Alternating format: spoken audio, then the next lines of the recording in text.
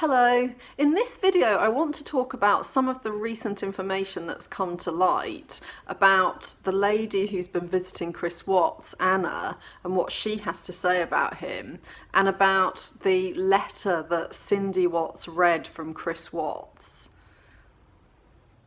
A lady who refers to herself as Anna has been visiting Chris Watts in jail.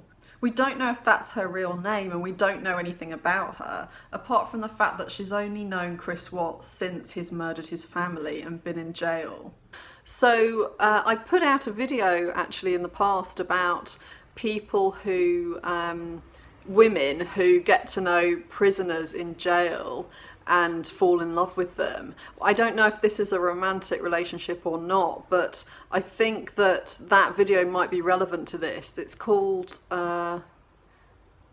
I'll put the name of that video in the comments section because I can't remember it at the moment. It's not on the tip of my tongue. So Anna will have her own reasons for believing what Chris Watts said, and these are the kinds of things I discuss in that video.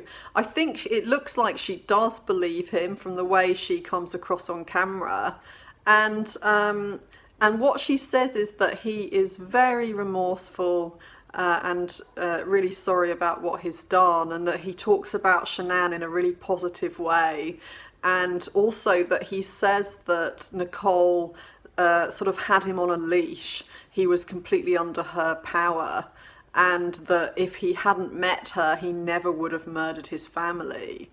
So there are a couple of things I wanted to say about this. One of them is that talking about Shanann in this way is something that is going to put him in people's good books. Whatever they think of Shanann, the fact is he murdered her, and if he starts talking about what a nasty person she was, it's not going to look good on him.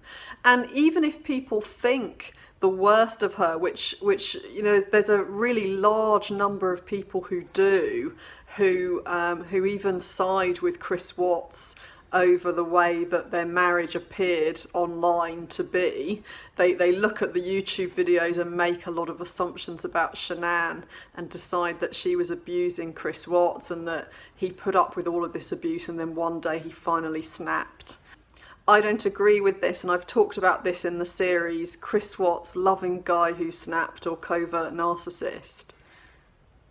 These people who think the worst of Shanann are still going to think better of Chris Watts if he talks about her in a good, positive light, because he's going to look like someone who fully regrets what he did and isn't blaming her. And if they do blame her, then that's going to put him in an even more positive light, that he's in denial about the kind of abusive person she was to him, and that he's back to his usual sweet, caring and forgiving self. It also makes him look humble and forgiving, when I would argue that he actually feels very entitled. One of the things I think Chris Watts feels entitled to is not being judged by people. And I think this came across in various ways several times in the interviews he did in March. According to Anna, Chris Watts said that Nicole Kessinger had him on a leash and had this huge influence over him, and that if it wasn't for his relationship with her, he never would have killed his family. And I think the reason he says this is to shift the blame onto her and to make him look like a victim of somebody's power over him. Apparently he and Nicole Kessinger were having sex about 4 times a day, and so it looks like they had a very sexual relationship with a lot of chemistry, and that she would have had an impact on him in terms of him lusting after her. But this doesn't have anything to do with whether he decided to go and murder his family or not. As I've said in a previous video, even if she didn't want to be with someone who had children, that doesn't mean that he would have been under her power to go and murder his family. For a man who doesn't suffer from a personality disorder, it doesn't matter how much they might be infatuated with someone, how sexually attracted they are to them. They're not going to go and murder their children or their pregnant wife for the sake of being in this sexual relationship. I think he's aware of how much many people in the public blame Nicole Kessinger for the murders and despise her, and I think he's using that to his advantage. I think he's also making the most of how his parents want to see him in a positive light. So in the interview with his mother before he pleaded guilty, we can see how she depicts him in this really positive light as this really good person who doesn't have any issues, and she blames Shanann for any problems in their relationship. And in the same way, Chris Watts' father comes across as very forgiving in the police interview when he admits to having buried his daughters in oil tanks. So I think he's making the most of that as well, and it seems that he's very used to manipulating them to seeing him as this really good person. So now he's playing the victim, as he has done really for a long time now. We've seen him play the victim in the March 2019 interviews various times, claiming that different powers took over him and that it wasn't his fault. He's blamed Shanann now, he's blamed an evil spirit, and now he's blaming Nicole Kessinger. Chris Watts wrote a letter to his mother, and she has read it out on television. And from the way she reads it, it's clear that she wants to believe it. She thinks of her son in the best light she can under the circumstances, because she reads it in a very sympathetic way. She doesn't sound like she's judging him in any way. I think Cindy Watts buys into her son's mask because it's exactly what she needs to see. And that's why, in my opinion, the mask was created in the first place. And I think Chris Watts knows this. He knows how to manipulate his parents into seeing him in the way that they want to see him. And in this letter, that's exactly what he does. He refers to the murders as a tragedy, which suggests he wasn't responsible for them. And I say that because it's not a typical way to refer to something terrible that you are actually responsible for. He says, all kinds of people will form opinions because of this tragedy. Their words should be like the wind. It comes and then it passes away. I think this sounds quite biblical, and my impression of that was that he now, as he explains, sees himself as very spiritual, and in the interview of 2019 he also described himself as teaching other prisoners and advising people. I get the impression that he considers himself to be a wise, godly teacher, and that when he says that to his mother, he believes that he's guiding her in a spiritual way, and not even talking like a normal person. People don't speak in that way. And once again, as we saw, I made a video called Cracks in the Mask, and as we saw in the police interview, he's not using the kind of language people actually use. He seems to me to be getting very carried away with what he's read in the Bible, and is trying himself to sort of sound like a prophet from the Bible. Their words should be like the wind. He doesn't say, just imagine their words are like the wind, Mum. He doesn't say that. He says, their words should be like the wind. It comes and then it passes away. So again, this suggests to me that he regards himself as above other people, somebody with authority to help people find the wisdom and the enlightenment that he has found.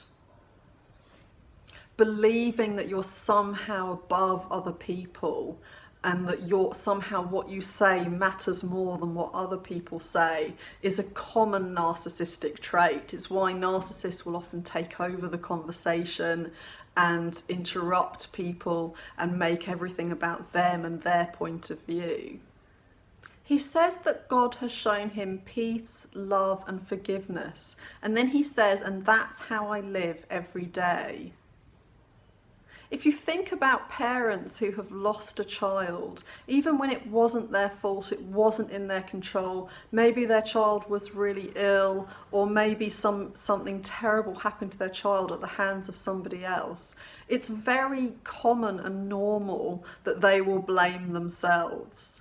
And even when there's no rational reason to, they'll find a reason to try to blame themselves for what happened. They will think of everything that they did wrong. They will wish that it was them that had died instead of their child. So to be able to live in peace and forgiveness a year after you've murdered your family is something that I think most of these parents would find utterly incomprehensible.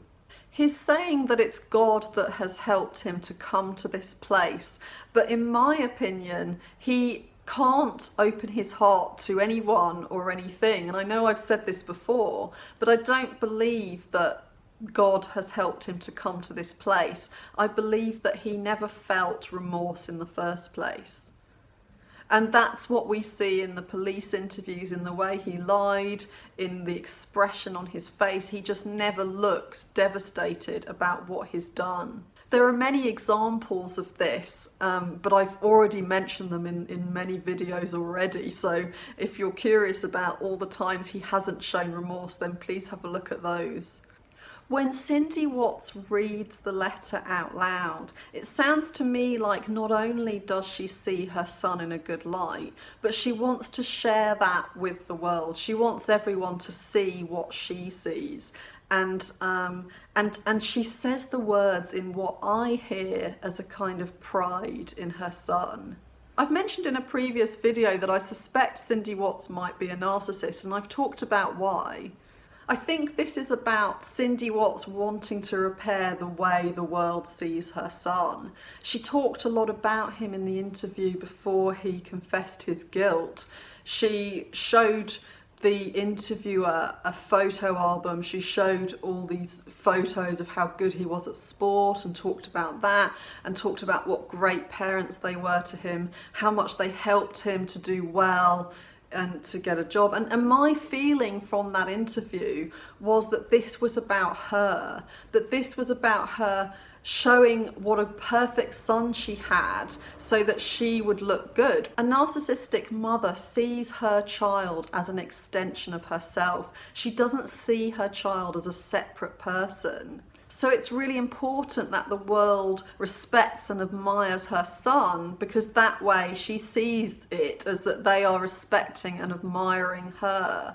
So the sooner her son can look good, the better. So it makes sense that she's going to want to put a letter like this in front of the TV cameras, because if the world sees her son as being godly, wise, enlightened, humbled, repentant, then in her eyes she's going to be seen as much more admirable than she was when her son was seen as an evil man. When a child does something bad, everyone knows that it's normal that people are going to start to look at the parents. But a narcissist's attitude goes beyond this. The attitude that people have towards their child reflects completely onto them in their eyes. And that's why it can be so important to them to have this illusion that their child is this wonderful, magnificent person, in the same way that they have that illusion about themselves. You know, a narcissist mask is about seeing themselves as this perfect person because they feel so inadequate and they feel so much self-hatred underneath it. When Chris Watts says, "I'm still a dad," clearly he isn't one because he no longer has any children, but it also shows us just how preoccupied he is with himself and how he is being seen. If somebody felt remorse about their children dying, they wouldn't be reminding their mother that they're still a parent to that child. They'd be doing the opposite. Their focus would be on the children that they have lost. Whereas Chris Watts' focus is on himself and on his role and on trying to keep that role alive even though he's killed his children. Saying I'm still a dad is suggesting that he's still this nurturing, kind person who has looked after his children. In reality, he's not still a dad because he's murdered his children.